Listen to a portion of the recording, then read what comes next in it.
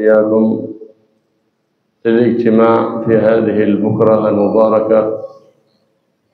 وقد قال صلى الله عليه وآله وسلم: بورك لأمتي في بكورها، أي من أراد حاجته أن تقضى فليبادر بعمله في البكرة، فإن البكرة فيها بركة، وضياع البكرة يبعد الرزق المبارك عنك.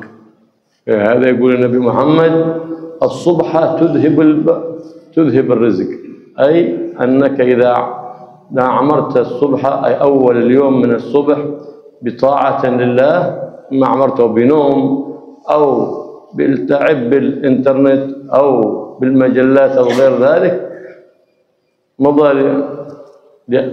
ذلك اليوم بلا رزق، وإن دخل رزق دخل رزق غير مبارك.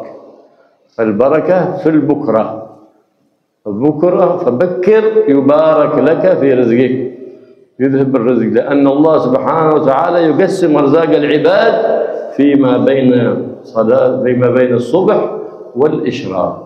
فاحرص على عمارة هذا الوقت بطاعة لله سبحانه وتعالى مرضية لديه.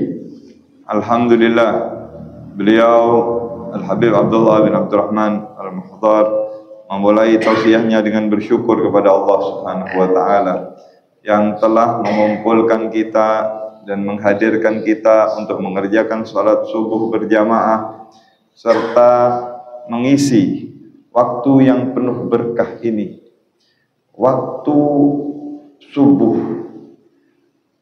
Dikatakan oleh Nabi Muhammad SAW diberkahi bagi umatku pada pagi harinya.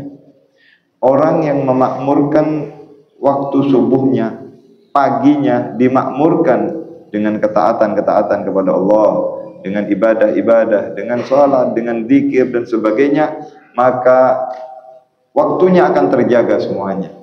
Dia akan dilindungi oleh Allah Subhanahu wa Ta'ala, dan rizkinya akan diberkahi serta dilancarkan oleh Allah Subhanahu wa Ta'ala. Sebaliknya, orang yang tidak menjaga waktu paginya disia-siakan, mungkin sibuk dengan tidur, sibuk dengan dunia, sibuk dengan handphone, sibuk dengan hal-hal yang sia-sia, tidak diisi dengan ibadah-ibadah, zikir dan sebagainya, maka orang tersebut harinya akan berlalu dengan tidak baik. Kalaupun dapat rizki, rizkinya tidak baik, karena dia tidak memakmurkan waktu paginya. Oleh karena itu, baginda Nabi Muhammad SAW mengatakan bahwa rizki hambanya Allah ini dibagi oleh Allah menurut keadaan di pagi harinya. Allah membagi rizkinya sesuai dengan keadaan hambanya di pagi harinya. Alhamdulillah, hari ini Allah Subhanahu wa Ta'ala buka lembaran baru kita dengan memulai aktivitas kita dengan menghadir ke rumahnya Allah, mengerjakan salat subuh berjamaah. ينبغي الإنسان أن يعمر أوقاته، فإنك إن افتتحت يومك بعبادة وطاعة لله، وختمت يومك بعبادة وطاعة لله، فإن الله سبحانه وتعالى يتجاوز لك عما بينهما، أي عما بين هذين الوقتين. فاحرص أن تختم يومك بطاعة، وأن تفتتح يومك بطاعة لله ليتجاوز لك عما بينهما. هكذا ورد في الحديث عنه صلى الله عليه وآله وسلم. لكن إذا وفقت للطاعة لا تحتقر أهل المعصية، أهل المخالفة، لا، قل الحمد لله ربي وفقني، أنا ما أطعت الله لكن الله هو الذي وفقني لطاعته، فالتوفيق من الله وأنا عبد بين يدي الله، فالحمد لله الذي وفقني لطاعته ولم يخذلني بمعصيته.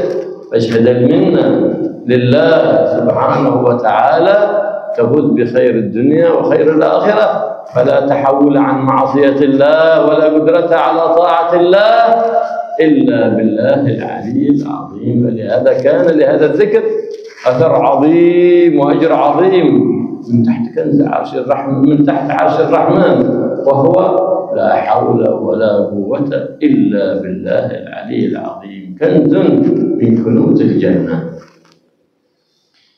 orang yang memakmurkan waktunya, dibuka harinya dengan kebaikan, dengan ibadah, dan ditutup dengan kebaikan dan ibadah. Ini sekarang subuh kita membuka hari kita, lembaran hari ini sudah dibuka dengan baik, lalu ditutup dengan baik nanti sore menjelang malam, terakhir waktu siang mau masuk malam, ini terakhir waktu malam mau masuk siang, ditutup dengan kebaikan, dibuka kebaikan, ditutup dengan kebaikan, maka yang ada di antara dua-duanya akan diampuni oleh Allah Subhanahu wa taala. Begitulah orang yang menjaga waktunya. Kalau ingin dosa kita diampuni oleh Allah, buka hari kita dengan baik, tutup dengan baik. Adakan bacaan, adakan wirid ya di waktu-waktu yang mulia tersebut. Bahkan jangan sampai kita merasa bangga diri. Kita sekarang ya hidup di zaman orang buat dosa itu sangat mudah sekali.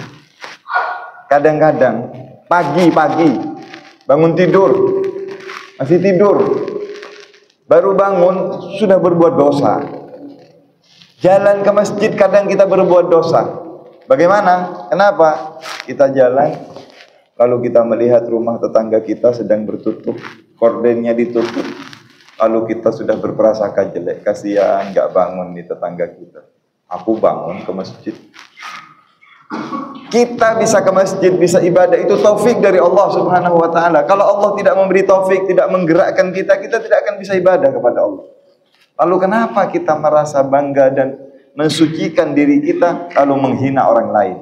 Kita yang sudah diberi oleh Allah taufik, sudah bisa ibadah, bisa sholat, jangan menghina orang yang masih belum diberi taufik oleh Allah. Belum tentu kita lebih baik daripada mereka. Ya, saksikan taufik dari Allah.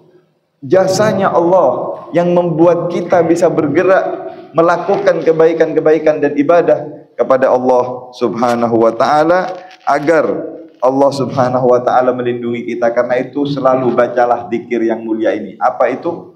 La haula wala quwwata illa billahil aliyil azim. Dikatakan zikir ini adalah simpanan yang berharga atau tabungan yang mahal ya. Orang sekarang banyak pikirannya itu uang, rekening, tabungan.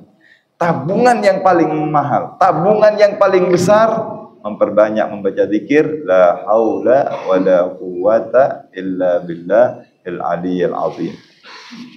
فإذا وفقت للطاعة فاحمد الله سبحانه وتعالى، فإنه من اغتر بعلمه ومن اغتر بعبادته ذهب بركة العبادة وذهب بركة العلم. ذهب بركة العلم. فإن قد أخبر النبي محمد صلى الله عليه وسلم أن أناس من هذه الأمة يأتون يقرؤون القرآن كما أنزل، لا يرون أحد أفضل منهم، ويتعلمون العلم يتكبرون بعلمهم ولا يرون أحد أفضل منهم. ماذا قال فيهم النبي محمد؟ أهل الغرور وأهل الكبر أولئك من أهل العلم وأهل القرآن، قال أنهم وقود النار والعياذ بالله.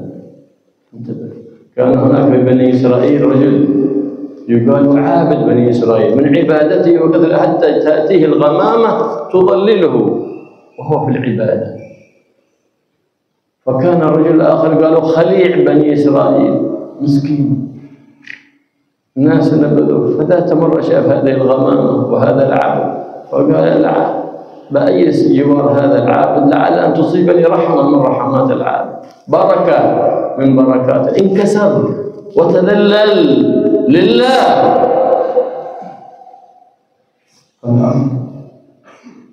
الجلوس جوار هذا العابد بركة.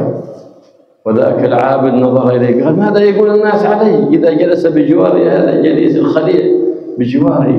فتأفف واستكبر من مجالسته. فأوحى الله إلى نبي ذلك الزمان أن قل لفلان العابد أني قد أحببت عملك السنوات الماضية، فاستأنف العمل أنت والخليع. والخليع تاب إلى الله وصار عابد وقبل الله توبته، فتحولت الغمامة في بعض الروايات أنها من فوق العابد إلى فوق الخليع الذي تاب وندم عما فرط في الأيام الماضيات ووقع فيه من المخالفات، وتاب وعزم على أن يكتسب حسنات جديدات فيما هو آخر. في لحظة خاطر يرقيك وخاطر يدنيك، فكن في خواطرك ترقى إذا كانت خواطرك على وفق سنة النبي محمد صلى الله عليه وسلم.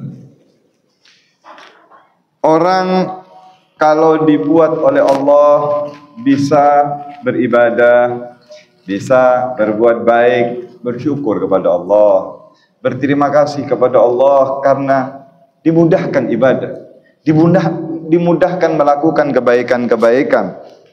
Jangan sampai sombong dengan ibadahnya, jangan sampai sombong dengan ilmunya. Kalau diberi ilmu, jangan merendahkan orang yang mungkin di bawah daripada dia pengetahuannya, karena orang yang sombong akan hilang berkahnya. Orang sombong dengan ibadahnya hilang berkah ibadahnya, sombong dengan ilmu dan pengetahuannya hilang ilmunya. Selalu merasa bersyukur kepada Allah dan merendahkan hatinya. Dikatakan pada umat ini ada satu kaum, ada sekelompok manusia yang kalau baca Quran hebat bacaannya, seperti Quran itu baru diturunkan. Kalau ibadah hebat ibadahnya, tetapi mereka jauh dari agama, jauh daripada kebenaran-kebenaran yang dibawa oleh Nabi Muhammad sallallahu alaihi wasallam. Dan merekalah yang akan kelak menjadi bahan bakarnya api nerakanya Allah Subhanahu wa taala. Bahan bakarnya api itu dari batu dan dari manusia.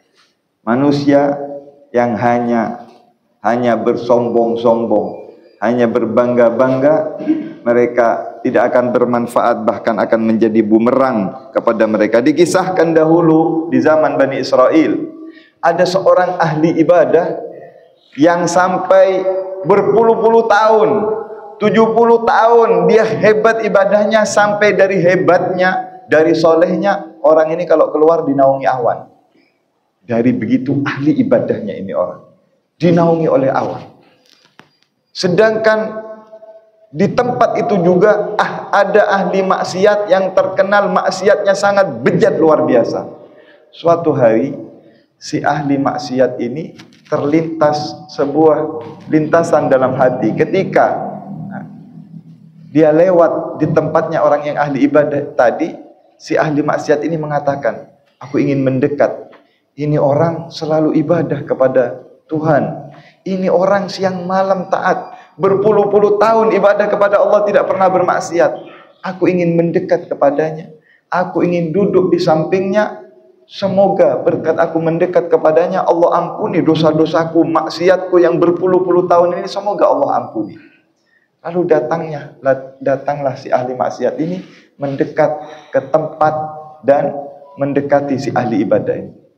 Si ahli ibadah tadi yang terkenal hebat ibadahnya, ketika melihat ahli maksiat mendekati dirinya, terlintas dalam hatinya, wah, ini orang ahli maksiat, orang banyak dosa.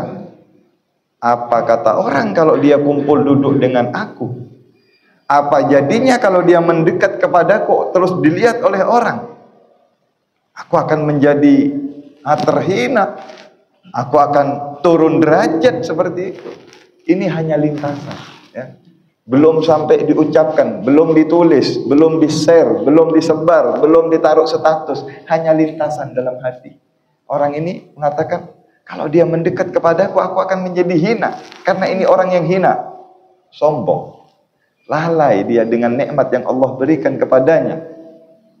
Maka diusirlah tadi ahli maksiat oleh si ahli ibadah ini. Diperintahkan untuk menjauh, tidak boleh mendekat kepadanya. Apa yang terjadi? Allah Subhanahu wa ta'ala mewahyukan kepada Nabi yang ada di zaman tersebut, katakan kepada si ahli ibadah, dan kepada si ahli maksiat. Yang ahli ibadah, ibadahnya yang berpuluh-puluh tahun, yang 70 tahun tadi, semuanya dihapus oleh Allah, jadi nol, gak ada ibadahnya. Dan katakan kepada si ahli maksiat, yang dia mulai mendekat, ingin berbuat baik, ingin mencari ampunannya Allah dengan mendekati orang yang baik, katakan kepadanya dosanya yang berpuluh-puluh tahun diampuni oleh Allah Subhanahu wa ta'ala. Sekarang, kalian sama kosong-kosong. Mulailah dari baru. Allah mewahyukan ini kepada nabinya dan untuk disampaikan kepada dua-duanya. Bahkan dalam sebuah riwayat, awan yang biasanya menaungi si ahli ibadah ini sekarang pindah menaungi si ahli maksiat. Lihat lintasan dalam hati, bahayanya dalam hati. Karena itu selalulah kita bersyukur kepada Allah Subhanahu wa ta'ala. Apapun keadaannya, dalam keadaan taat ibadah seperti apa, jangan sampai kita sombong dan selalu ingat kepada Allah sang pemberi taufik. لهذا ترى المتواضع عندما يلقى أخوانه المسلمين سواء عالم سواء قارئ ببشر وبطلاقة وجه. أما إذا كان مغرورا بعلمه أنت تبتسم له وهو يعبس وجهك. قال بعض الصحابة من كان وصفه كذلك فلا كثر الله في الإسلام من أمثاله. تكبر أبو ذر مرة على بلال فقال له يا ابن السوداء، فبلغ النبي محمد صلى الله عليه وسلم فقال إنك امرؤ فيك جاهلية. فلما رأى عتاب النبي عليه صلى الله عليه وسلم نادى على بلال فقال لا أتركك حتى تطأ بقدمك على خدي. الصحابة تربية النبي محمد، هذه تربية النبي محمد، يخرج من قلوب أصحابه الكبر والرعونات النفسية ويحليهم بالصفات الجميلة القلبية. هكذا هو النبي محمد صلى الله عليه وصحبه وسلم. فإنه ذات مرة كان جالس بين أصحابه كأنه القمر بين النجوم الزهر صلى الله عليه وسلم عليه وعلى آله. فإذا بأصحاب النبي يثنون على رجل، يثنون ثناء حسن. فبينما هم كذلك إذ دخل ذلك الرجل، قال هو ذاك دخل ليركع على هناك، فقال هو ذاك إني أرى عليه سفعة من الشيطان. شوف يصلي شوف. فلعن الفراء نادى سيني. فجاء الرجل فقال أسألك يا هذا عندما دخلت هل ترى أحد في القوم أفضل منك؟ قال هل ترى نفسك أنك أفضل القوم؟ قال اللهم نعم ما أعرف. في القوم النبي محمد. شوف الغرور والكبر اللي في القلب. فكشف الله لحبيب محمد عما في باطن هذا العبد مسكين يحب الخير لكن في قلبه كبر وغرور وغطرسة. فلهذا المتكبر ما يقبل النصيحة. ليه؟ معنى فسر النبي محمد الكبر غمط الحق، أي عدم قبول الحق واستحقار الناس. هكذا يقول رب الناس محمد، هكذا يقول سيد الناس محمد صلى الله عليه وعلى آله وصحبه wasallam. Orang Islam itu, nah, ini penting. Orang Islam itu tidak sombong, tawadhu, dan orangnya super. Kalau ketemu orang senyum, nggak cemberut. Nah, ini kita kalau ketemu orang senyum atau cemberut. Kadang-kadang kita sudah merasa ahli ibadah, keluar ketemu orang, nggak ada yang seperti aku, nggak ada yang hebat seperti aku. Islam nggak seperti itu. Orang Islam itu rendah hati, ya, selalu menyaksikan karunia Allah, dan kalau ketemu dengan sesama muslimin murah senyum, gampang, ya, memberikan wajah yang ceria kalau bertemu dengan sesama kaum muslimin. Pernah terjadi di zaman Rasulullah SAW ini, lihat bagaimana Nabi mendidik sahabat-sahabatnya. Rasulullah mengajarkan sahabat-sahabatnya, terjadi sebuah perselisihan, cekcok antara sahabat Abu Dzar dan sahabat Bilal bin Rabah. Biasa, sahabat manusia. Kadang kita sesama kawan, sesama teman, sesama ahli ibadah, kadang cekcok, ada problem. Sahabat dengan sahabat ada problem. Ketika cekcok antara Bilal dan sahabat Abu Dzar, emosi Abu Dzar ini sampai terlontar kata-kata menghina kepada sahabat Bilal. Pergilah engkau, wahai budak keturunan kulit hitam. Dicaci Bilal, disebutkan kalau dia keturunan orang yang berkulit hitam. Cacian dari sahabat Abu Dzar ini tersebar, didengar oleh beberapa orang, dan sampai laporannya kepada Nabi Muhammad SAW. Maka Nabi kalau ada problem, sekecil apapun problemnya, tidak dibiarkan oleh Rasulullah, tidak ditinggal berlarut-larut. Kata Rasulullah, panggil Abu Dzar.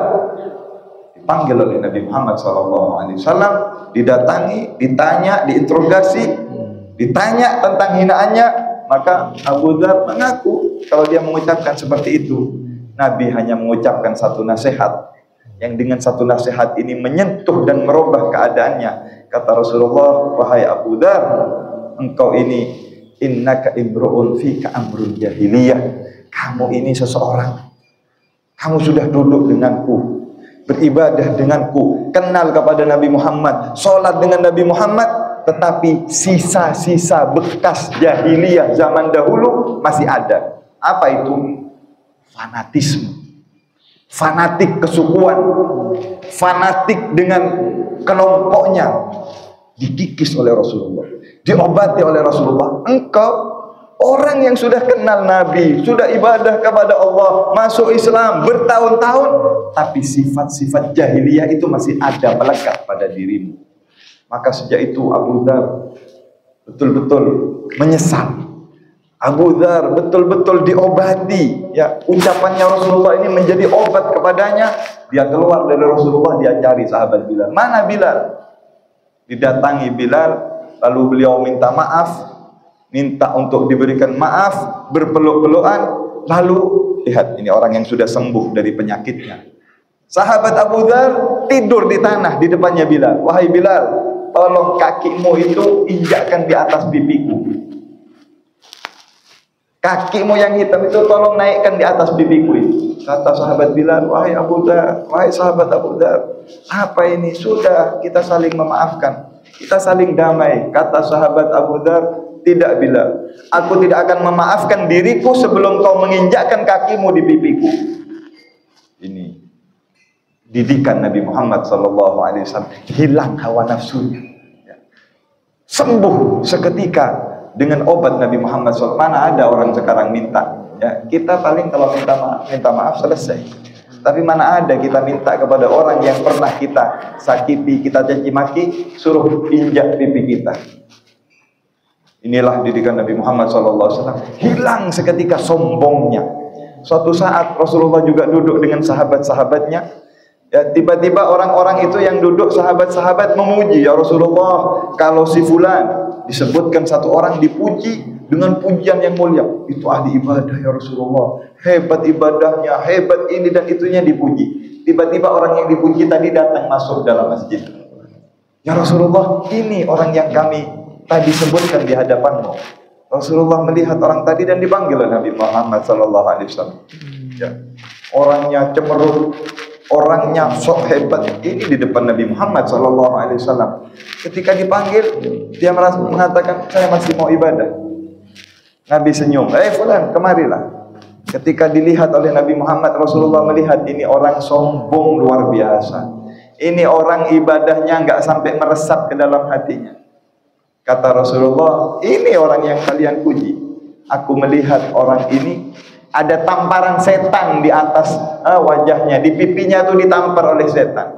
Lalu Rasulullah mengatakan, hai fulan, hai engkau yang merasa ahli ibadah, merasa orang yang paling taat dan paling hebat, bukankah hatimu itu mengatakan bahwa kamu adalah orang yang paling baik yang ada di sini?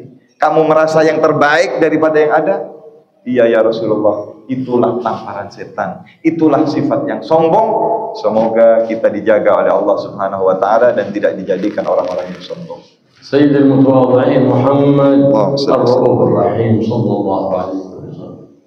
Kana idza dakhala inda ashabihi يقوم الصحابة كلهم تعظيما للنبي محمد صلى الله عليه وسلم. فلما رآهم يقومون نهاهم عن ذلك، قالوا لا تقوموا، اجلسوا، إذا رأيتموني دخلت لا تقوموا، من تواضعه صلى الله عليه وسلم. اللهم سلم عليه وعلى آله. وهم يقومون لأنهم يرون هذا الجمال العظيم.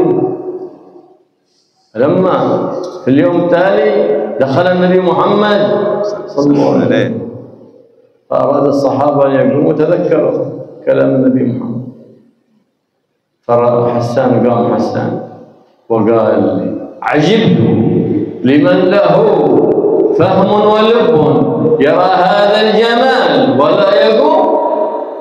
فتمثل الناس كلهم قيام. فبعد ذلك كيف ترى هذا الجمال؟ إنما نقول محبة وتعظيم، لأن من أحب النبي محمد أحب الله، من عظم النبي محمد عظم الله، ومن أحب عالما عاملا، عالم أصلي متقي لله، فقد أحب النبي محمد. من أحب عالم أصلي متقي لله متبع لحبيب الله محمد عظمه، إنما عظم النبي محمد، ومن عظم النبي محمد عظم الله سبحانه وتعالى. بعد دخل رآهم يقومون لم ينههم بعد ذلك، لأنه قد علم منهم أن قيامهم له عن محبة وتعظيم لله ومحبة لحبيب الله محمد صلى الله عليه وسلم، ليس عن تصنع ورياء، لا، لكن هكذا صفة النبي محمد، صفته التواضع. لهذا ربما مشى يراد مكان يقول لأصحابه تقدموا، وهو بعد ذلك يمشي في آخرهم من تواضعه صلى الله عليه وسلم. هكذا ينبغي لكل أستاذ أن يقتدي بفعل النبي محمد صلى الله عليه وسلم. لو كان أستاذ أصلي بيحب الاقتداء بالنبي محمد. هكذا كان الصحابة، هكذا كان من بعدهم من العلماء العاملين من أهل بيت النبي محمد صلى الله عليه وآله وصحبه وسلم. أحببنا أهل البيت حقيقة، لماذا؟ لنسبتهم للنبي محمد، حقيقة المحبة للنبي. لما قال آل بيت النبي أحببنا أصحاب النبي، حقيقة المحبة لمن؟ للنبي. اليوم لما قال أصحاب النبي آل بيت النبي، فالمحبة حقيقة هي للنبي محمد. نحن ما عملنا ذلك إلا لأجل الحبيب الأعظم محمد صلى الله عليه وعلى آله وصحبه وسلم. فلهذا كان لهذه المحبة أثر عظيم في تصفية القلب، أثر عظيم في تثبيت الإيمان في القلوب. فمن أحبهم لله رفع الله قدره وثبت الإيمان في قلبه. الله يجعلنا من المحبوبين عند الله وعند حبيبه محمد صلى الله عليه وآله وصحبه وسلم. Pemimpin manusia yang paling tawaduk dan rendah hati Nabi besar Muhammad sallallahu alaihi wa alihi wasallam. Rasulullah itu, hadirin hadirat, kalau datang sahabat itu berdiri semuanya. Kalau Nabi datang, melihat Nabi semuanya berdiri. Pengagungannya sahabat kepada Nabi Muhammad sallallahu alaihi wasallam.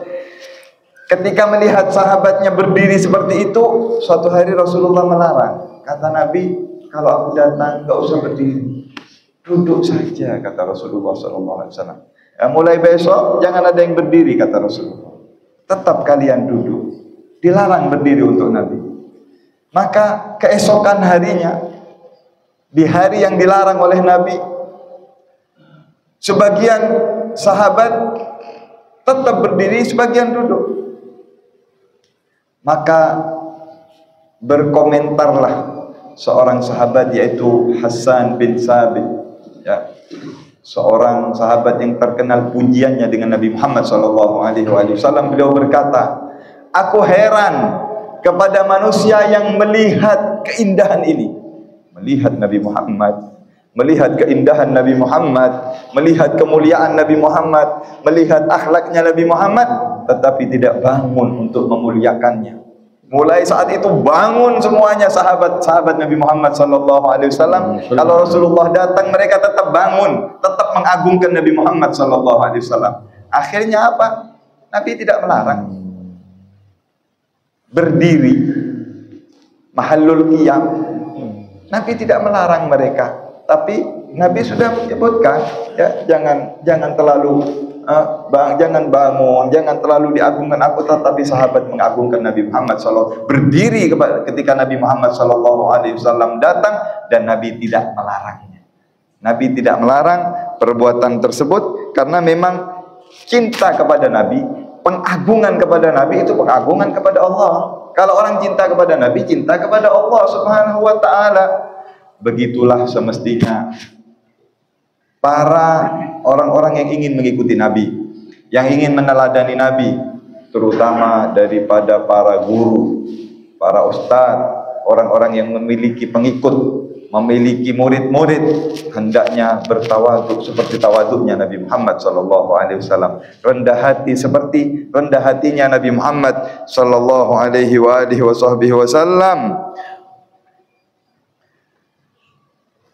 Rasulullah sering kalau berjalan dengan sahabatnya, lihat nih tawaduknya. Mereka disuruh jalan di depan, jalan, ayo semuanya di depan. Rasulullah yang paling belakang, sahabatnya jalan di depannya. Kenapa? Ini rendah hatinya Nabi Muhammad. Tidak minta untuk dikedepankan, tidak minta untuk diunggulkan. Selalu seperti itu sifatnya Rasulullah Sallallahu Alaihi Wasallam. Tidak merasa memiliki hak, tetapi selalu beliau merasa yang paling hina, yang paling rendah. Begitulah mestinya para ulama, para orang yang ingin meneladani Nabi Muhammad, mencontoh Nabi Muhammad, punya sifatnya Nabi Muhammad Sallallahu Alaihi Wasallam.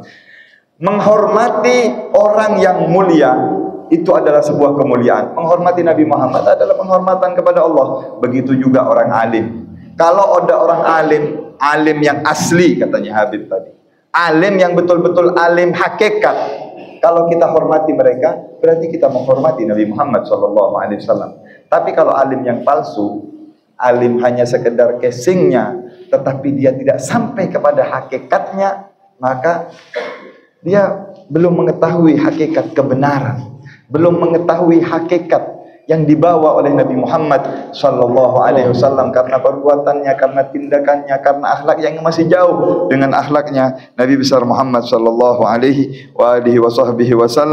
Karena itu cintailah Rasulullah, cintailah keluarga Rasulullah, cintailah sahabat-sahabat Rasulullah. Hati-hati zaman sekarang ini, ya, kita akan dikeluarkan dari Islam, akan dimurtadkan, bukan langsung dengan menghantam Islamnya, tetapi dengan sedikit cara dikecoh kita, ditipu kita, disuruh benci kepada keturunan Nabi Muhammad, suruh benci kepada keluarganya Nabi Muhammad, suruh menghina anak keturunan Nabi Muhammad, menghina sahabatnya Nabi Muhammad. Pada intinya kita akan digiring sampai kita keluar dari agama Islam. Ini akhir zaman banyak fitnah seperti ini. Ya, kita dibuat jauh daripada kecintaan kepada, kita cinta kepada keluarganya Nabi karena kita cinta kepada Nabi. Kita cinta kepada sahabatnya Nabi, itu kecintaan kepada Nabi. Kita cinta kepada keturunan Nabi karena kecintaan kita kepada Nabi, bukan karena apa-apa. Ya. Tetapi kalau kita sudah dibuat benci kepada mereka, maka otomatis kita akan benci dan jauh dari Nabi. Kalau benci dan jauh dari Nabi, itulah sebenar-benarnya kita akan keluar daripada ajaran agama Islam. Naudzubillah, semoga kita diselamatkan oleh Allah Subhanahu wa taala. Hadza nahnu idza qara'na al-maulid قرأنا محبة في النبي محمد صلى الله عليه وآله وسلم.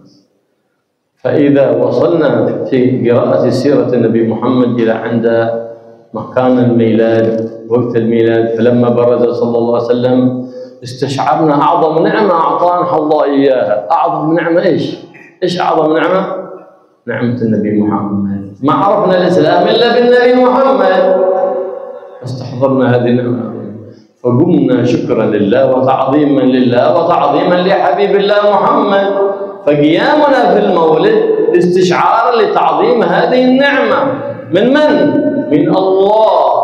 ما هي أعظم نعمة أنعم الله بها علينا؟ هي أن جعلنا وإياكم من أمة النبي محمد. Oh, مصدقين بالنبي محمد، sallallahu alaihi مؤمنين بالنبي محمد، متبعين للنبي محمد. فنحن كل يوم نقول حي على الصلاة، حي على الفلاح. ايش الفلاح؟ ايش طريق الفلاح؟ الفلاح هو اتباع النبي محمد، خلق النبي محمد، شرع النبي محمد، أدب النبي محمد. هذا هو الفلاح لمن أراد الفلاح. ولا فلاح إلا من طريق سيد المفلحين محمد الرؤوف الرحيم. ما في طريق، لا طريق إلى الله من غير النبي محمد ما بتحصل طريق، لأن الطريق الوحيد الذي يلحقك بخير فريق هو طريق النبي محمد الذي سلكه أبو بكر الصديق ومن بعده. إذا بغيت أن تكون من المفلحين فهذه طريق الفلاح، فقد هدانا إليها سيد المفلحين محمد. فكل يوم ننادي حي على الفلاح ولا ندري إيش معنى الفلاح. هذا هو الفلاح لمن أراد الفلاح، هذا هو النجاح حقيقة في الدنيا وفي الآخرة.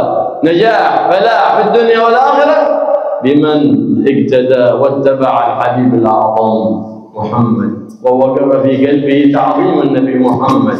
ولا يغرنك أولئك أهل الجفاء الذين إذا سمعوا مولد أو سمعوا بردة أو سمعوا شيء من مدح النبي محمد خرجوا من المساجد لأنهم ما عرفوا قدر النبي محمد، لأن قلوبهم مظلمة.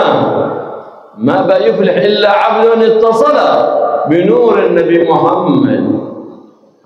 إذا اتصل قلبك بنور النبي محمد تنور، فإذا تنور رأى الحق فلزمه ورأى الباطل فاجتنبه. بإيش؟ بنور الإيمان. وكل مؤمن نوره إيمانه متصل بنور النبي محمد. حيث قربت من النبي محمد بماذا تقرب؟ باتباعه، بتعظيمه، بمحبته، بكثرة الصلاة عليه.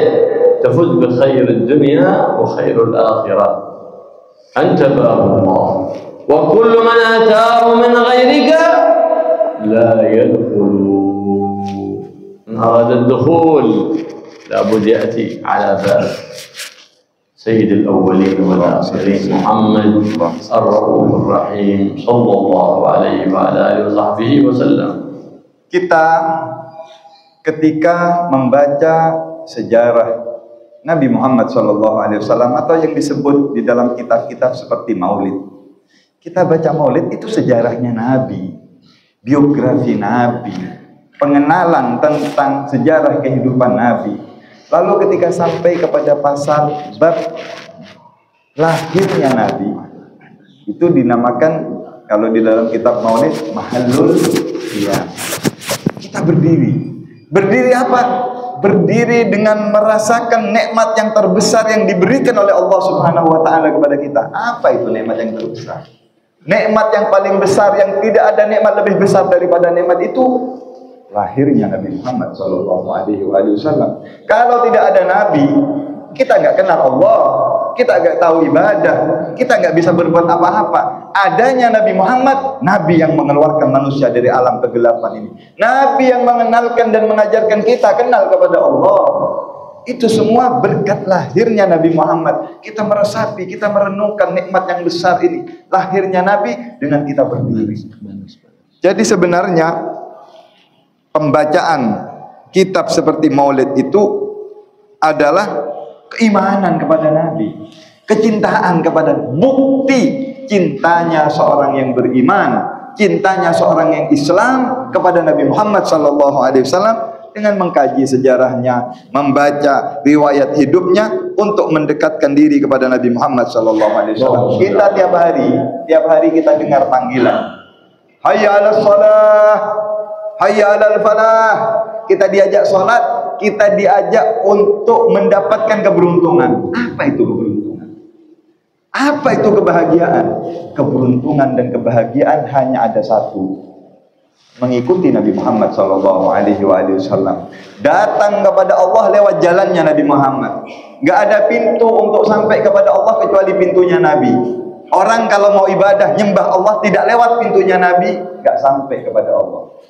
Ya, kalau mau jadi hambanya Allah yang betul-betul hambanya Allah, pintunya Nabi Muhammad Sallallahu Alaihi Wasallam. Lewat dari pintunya Nabi Muhammad. Kalau nggak lewat pintunya Nabi, nggak bisa. Nggak ada jalan. Dia akan salah, dia akan tersesat. Karena itu mereka sebenarnya yang suka sholawat, suka baca sejarah Nabi, suka mengagungkan Nabi, suka menyebut-nyebut Nabi, sebenarnya mereka adalah orang yang betul-betul beriman. Mereka lah yang tahu betul-betul cinta kepada Allah, karena cinta kepada Allah melalui pintunya cinta kepada Nabi Muhammad sallallahu alaihi wasallam. Dan itu bukti orang yang beriman hatinya nyambung dengan Nabi, dapat cahaya dari cahayanya Nabi Muhammad sallallahu alaihi wasallam. Bukti keimanannya daripada hatinya tersebut, maka dia akan mencintai Nabi Muhammad, akan selang dengan Nabi Muhammad, dan suka menyebut-nyebut Nabi Muhammad sallallahu alaihi wasallam. Insyaallah. Ya, ini pembukaan sedikit tausiah dari Habib. Sisa waktunya ya Habib memberikan kesempatan ya. Jangan cuman dari Habib, tapi kalau Habib ingin mendengar yang punya pertanyaan, yang punya ya permasalahan seputar permasalahan agama, silahkan ya. Habib berikan kesempatan. Ini ada mic. Bebas. Bahkan bebas. Kata Habib ya sudah dibuka nih seluas-luasnya pintu, bebas untuk bertanya kepada beliau. Monggo supaya majelis ini lebih berkah, lebih bermanfaat, ada timbal balik ya. Kita tidak hanya mendengar dari beliau, tapi mungkin ada yang mau ditanyakan kepada beliau, ya, mau minta solusi, waktu dipersilahkan. Monggo, fadhol. Sallallahu Muhammad. Biasanya kalau ada yang tanya satu, nanti yang lain ikut. Ini perlu satu yang menjadi pemberani dulu. Fadhol. Sallallahu Muhammad. Sallallahu alaihi wasallam. Ya rumah ada kok. Mau yuk.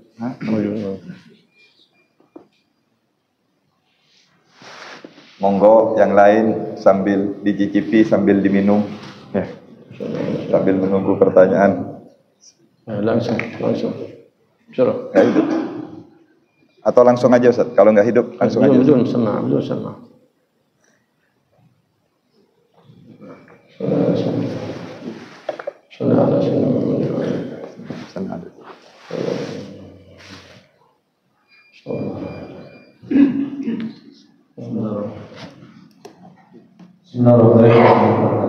Assalamualaikum warahmatullahi wabarakatuh. Bismillahirrahmanirrahim. Apa tujuan Allah Ta'ala itu menciptakan bumi dan langit buat manusia? Assalamualaikum warahmatullahi wabarakatuh. Dengan siapa? Nama antum? Allah SWT. ايش لماذا غرض الله يخلق السماوات والارض؟ ماذا؟ نعم. قاعدة عند أهل التوحيد: أفعال الله لا تعلل. ما خلق شيء لعلة. الله سبحانه وتعالى هو خالق كل شيء، لكن خلق أشياء لحكمة. خلق الخلق لحكمة: سماوات، أرض، ملائكة، إنس، جن، وطوى عليها علما. هذا السر فتعرفه يوم القيامة. خلق الخلق لحكمة كما قال: وما خلقت الجن والإنس إلا ليعبدون، أي ليعرفون، للمعرفة، لا مجرد عبادة والقلوب ماشي.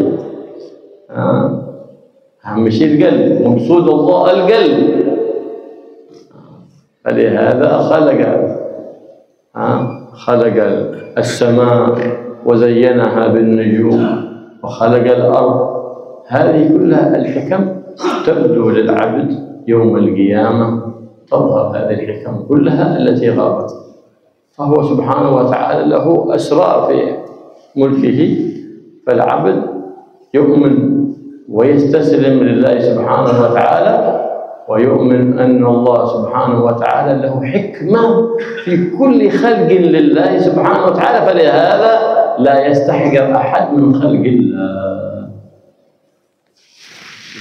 زائدة لا تعلل على يعني فعل هذا لأجل كذا، أنت جيت من شأن كذا، لك حاجة عندي، أنت جيت من شأن كذا، فعلت الفعل من شأن الله لا. Jadi pertanyaan dari beliau barusan, untuk apa Allah Subhanahu wa taala menciptakan langit dan bumi? Ada kaidah sebenarnya untuk menjawab ini.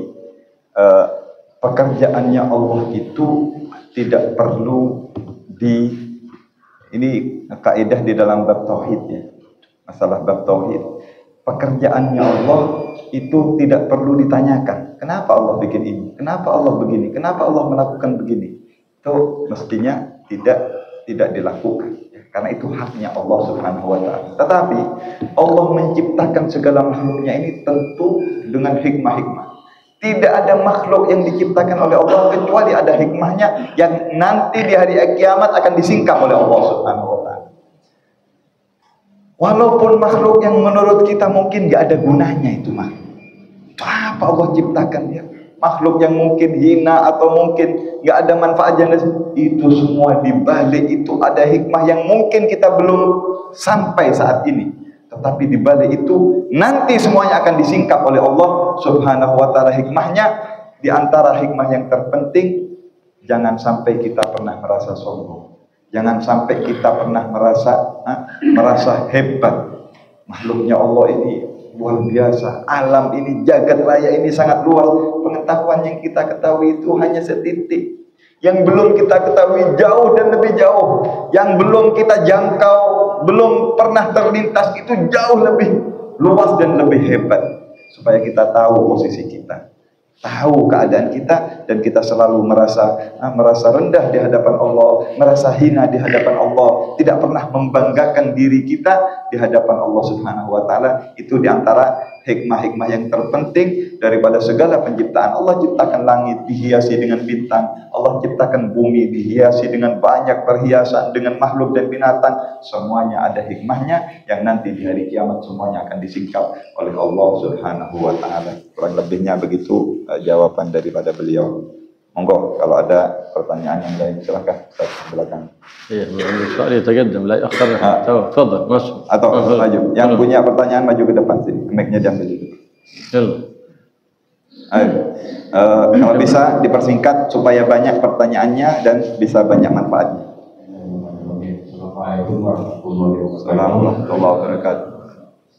Nama kami Gatot Subroto. Pertanyaannya adalah kenapa panggilan ayat yang dikumandangkan itu untuk umat Islam, sementara umat Islam ini banyak yang tidak peduli untuk datang ke masjid, malah akan mendirikan sholat. Terima kasih. Mada al-adhan fi kulli makan, lakin an-nas ma yasma'un, yani hum sami'u adhan lakin ma ya'tun lil masjid lis-salat. لأننا في هذا الزمان اهتممنا ببناء المساجد ولم نهتم ببناء الساجد. Langsung jawabannya kata beliau, orang Islam zaman sekarang ini lebih peduli dengan pembangunan zahirnya masjid. Masjidnya diindahkan, dibaguskan, tetapi tidak peduli dengan pembangunan manusianya. Pembangunan jiwanya ini banyak yang keropos, yang terlantar. Ya, kurang perhatian terhadap pembangunan, artinya pendidikan kepada generasi, kepada orang-orang. Kita lebih condong kepada ya bangunan ya, lahiriahnya, jasadnya. Akhirnya itulah yang terjadi. Mereka banyak enggak menjawab panggilan-panggilan. Kalau orang-orangnya terdidik, orang-orangnya tahu, mereka semuanya akan berbondong-bondong menjawab panggilan Allah Subhanahu wa taala. Silakan. Assalamualaikum warahmatullahi wabarakatuh. Ada dua hal yang belum ditanyakan. Yang pertama adalah amalan apa yang masuk ke yang kedua. Yang apa? Amalan yang? Amalan apa yang masuk surga tanpa hisab. Amaliyah dukhul jannah bighairi hisab al-awwal. Kedua, yang kedua adalah bagaimana amalan-amalan pada waktu masuk dalam kubur itu bebas dari pertanyaan dari murid. Masuk apa? Kedua, masuk dalam kubur bebas pertanyaan dari murid. Enggak paham saya, belum paham yang kedua. Pertanyaan masuk kubur, masuk kubur, alam kubur. Oh, bagaimana taqul qabr bila soal. Masya Allah. Sallallahu Muhammad. Semoga semuanya bebas pertanyaan kubur, masuk surga tanpa hisab. Dengarkan jawabannya. فإن النبي محمد صلى الله عليه وسلم قد دلنا على أبواب الخير من باب الجنة وسعى لها سعيها باب مفتوح. يا رب يا رسول الله اجعل أن يكون من أهل الجنة. وقال محمد حبيب صلى الله عليه وسلم أعني عليها بكثرة السجود. هذا واحد. دلنا النبي محمد صلى الله عليه وسلم من قرأ آية الكرسي دبر كل صلاة لم يكن بينه وبين الجنة إلا الموت. دلنا النبي محمد صلى الله عليه وسلم أن من أتى بعد صلاة الصبح وصلاة المغرب 10 مرات لا إله إلا الله وحده لا شريك له له الملك وله الحمد يحيي وعلى كل شيء قدير غفر الله ذنوبه ولو كانت مثل زبد البحر. وقال بعد المغرب بعد ذلك قبل أن يتكلم وقبل أن يثني رجليه اللهم أجرني من النار 7 كان حقا على الله أن يجيره من النار فإذا أجاره من النار كان لازما ذلك دخوله الجنة. هكذا النبي محمد دلنا على فيه الخير، دلنا على أبواب الخير وحذرنا أبواب الشر، فما أكثر هذه. أما السؤال في القبر فكل يسأل في القبر، لكن منهم من يسأل بمنكر ونكير وهم أهل الطغى وأهل العصيان وأهل الكفر، ومنهم من يسأل بمبشر وبشير وهم أهل الإيمان وأهل طاعة الرحمن وأهل الذكر وأهل القرآن وأهل الصلاة والسلام على حبيب الرحمن. هؤلاء يسألهم مبشر وبشير فيأتون لهم بصورة حسنة. احرص على أن تكون من أهل المبشر وبشير، واحذر أن تكون من أهل منكر ونكير، وإلا فلا بد من السؤال للميت. ليش؟ حتى يمتحن العبد في إيمانه. احرص على ذلك لتكون من أهل الجنة وتدخل الجنة بغير حساب. متى ذلك؟ إذا مت على حسن الخاتمة. فاسأل دائما مولاك الموت على حسن الخاتمة. Terima kasih pertanyaannya, insyaallah. Mungkin semua kebaikan itu sudah ditunjukkan oleh Nabi Muhammad SAW. Tidak ada kebaikan sekecil dan sedikit apapun kecuali sudah tunjukkan kepada kita Nabi Muhammad SAW. Tidak ada kejelekan, kejahatan, kemungkaran sekecil apapun kecuali Nabi sudah peringatkan kita supaya tidak terjerumus ke dalamnya. Kalau ingin masuk surga tanpa hisab, ada itu sahabat dulu minta untuk masuk surga bertetangga dengan Nabi. Apa kata Nabi? Aku akan doakan, tapi tolong bantu aku. Inni alaiha bikathrati sholat. Tolong kamu yang banyak sholat, kata Rasulullah SAW. Kalau ingin masuk surga tanpa hisab, perbanyak sholat. Jangan tinggalkan yang sunnah itu, jangan ditinggalkan. Ya. Jaga sholat. Perbanyak kita sholat di dunia ini. Itu diantara kuncinya masuk surga.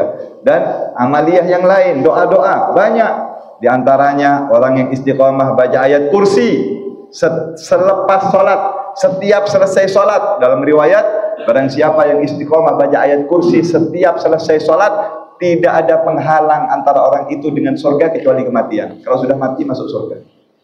Orang yang istiqomah baca ayat kursi setiap selesai sholat. Baca yang amaliyah, amalan. Ya. Kemudian ini di Kalimantan di mana sudah diajarkan oleh guru-guru kita. Ini tinggal kita ngamalkan saja sebenarnya.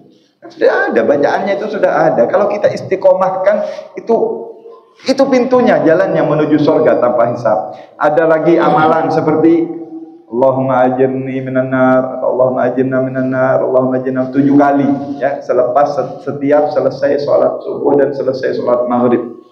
Itu ajarannya Nabi Muhammad. Barang siapa yang membacanya minta dilindungi, maka dia akan dijauhkan dari nerakanya Allah dan akan dimasukkan ke dalam surganya Allah. Dan banyak lagi. Kalau kita mau minta amalan itu banyak amalan. Cuman yang mau mengamalkan ini yang ngalih. Yang mau mengamalkan ini yang enggak ada. Kalau amalan itu banyak sekali. Ya, kalau ingin masuk surga tadi, yang apa yang ditunjukkan oleh Nabi Muhammad SAW daripada sholat, daripada bacaan, diistiqomahkan. InsyaAllah semoga kita semuanya masuk surga tanpa hisab, insyaAllah. Pertanyaan yang kedua tentang kalau ingin masuk kubur. Ayatul kursi. La ilaha illallah wahdahu la syarika lah. Juga membaca la ilaha illallah wahdahu la syarikalah, lahul mulku wa lahul hamdu, yuhyi wa yumiitu wa huwa ala kulli syai'in qadir. Setelah selepas salat maghrib dan salat subuh. Ada bacaannya itu, ada anjurannya. Itu juga diantaranya akan dimasukkan surga. Ta'awuduna fil masjid jama'ah, al-imam ya'ti biha. Kalau bisa di masjid itu, di masjid dibaca berjamaah. Ya, imam baca dengan makmum bersama-sama, ya ditalgin bareng bacanya supaya apa? Kadang-kadang itu untuk saling tolong menolong, karena makmum ini, jamaah ini kalau nggak ada yang ngajak biasanya nggak baca. Tapi kalau imamnya ngajak baca, akhirnya baca semuanya.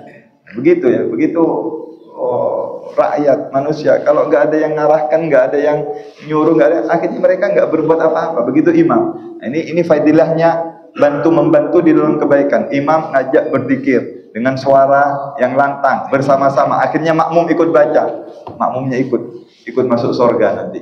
Nah, pertanyaan yang kedua, bagaimana di alam kubur kalau tidak ingin ditanya? Pertanyaan di alam kubur itu akan dilalui setiap manusia. Dan ini sudah ketentuan dari Allah Subhanahu wa taala. Cuman pertanyaan ada orang yang ditanya oleh malaikat Munkar dan Nakir. Nah, ini biasanya orang-orang yang ahli maksiat, orang-orang yang ahli banyak berbuat dosa yang nanya Munkar dan Nakir. Tapi kalau orang-orang yang ahli ibadah, orang-orang yang taat kepada Allah, yang menanyakan itu al-mubasyir, kata Habib ya. Al-mubasyir wal basyir. Malaikat yang memberikan kabar gembira, memberikan kepadanya apa yang sudah dia lakukan di dunia, yang dijanjikan kepadanya. Ini pertanyaan yang mudah, pertanyaan untuk orang-orang yang ahli taat kepada Allah Subhanahu wa taala, ditanyakan oleh al-mubasyir wal basyir. Bukan Munkar dan Nakir. Munkar dan Nakir menyeramkan, menakutkan. Itu untuk orang-orang yang banyak pelanggaran dan berbuat dosa. Usahakan kita menjadi orang yang taat kepada Allah, sehingga pertanyaannya mudah, pertanyaannya tidak menakutkan, dan kita mudah menjawabnya. Dan yang bertanya kepada kita mubasyir, dan kalau ingin masuk surga tanpa hisab, ingin tidak ada pertanyaan di alam kubur, sebenarnya kuncinya satu, husnul khatimah. Minta kepada Allah kita mati dalam sholat, mati dalam sujud, mati dalam baca Al-Quran dan sebagainya, mati akhir hayat kita husnul khatimah. Bagaimana itu? Kalau kita membiasakan dalam kehidupan, orang itu akan mati sesuai kebiasaannya ya. Kalau kita biasa taat, biasa ngaji, biasa sholat, biasa zikir, maka kita akan memperoleh husnul khatimah. Kalau sudah husnul khatimah, semuanya akan kita dapatkan. Semoga kita ditakdirkan oleh Allah dan dijadikan yang seperti itu. Amin. Wa awwal ma yus'al al-'abd 'anhu huwa as-salah. Fa in tammat lahu sa'ir a'mal. Wa in lam tatim shuddid 'alayhi fil hisab wal 'iyad billah. Ini ada salatik an takuna tammah ay bi syurutiha wa arkaniha wa adabiha hatta takuna laka burhanan wa hujjah yaum al-qiyamah. Pertanyaan yang kedua dan pertama itu ada korelasinya, ada sambungannya ya. Pertanyaan pertama di alam kubur itu yang akan kita ditanyakan nanti adalah sholat kita. Gimana kabar sholatmu? Kalau sholatnya sudah beres, sholatnya sudah betul baik, yang lain akan dimudahkan, yang lain akan dimaafkan oleh Allah. Tapi kalau sholatnya sudah kocar kacir, apalagi nggak sholat, maka yang lain akan diperberat oleh Allah Subhanahu wa taala, akan diusut semuanya oleh Allah ya, karena sholat ini. Karena itu jagalah sholat kita, tunaikan dengan sebaik-baiknya. الله يوفقنا وإياكم. Semoga kita diberi taufik oleh Allah Subhanahu wa ta'ala. Amin. ويبارك لنا وفي الأوقات آمين. آمين. آمين. السابقة. آمين يا الله. خاتمة. آمين. طول عمر في خير ولطف وعافية. آمين. غير ابتلاء والامتحان. محض الجود الامتنان. يا رحيم يا رحمن. يا حنان يا منان. يا من إذا سئل أعطى وإذا سئل أعان. أعنا على ما تريد منه وإلى ما يرضيك عنا. إنك على كل شيء قدير وبالإجابة جدير. وصلى الله على سيدنا محمد النبي وآله وصحبه وسلم والحمد لله رب العالمين بسر الفاتحة. الفاتحة. أعوذ بالله من الشيطان الرجيم.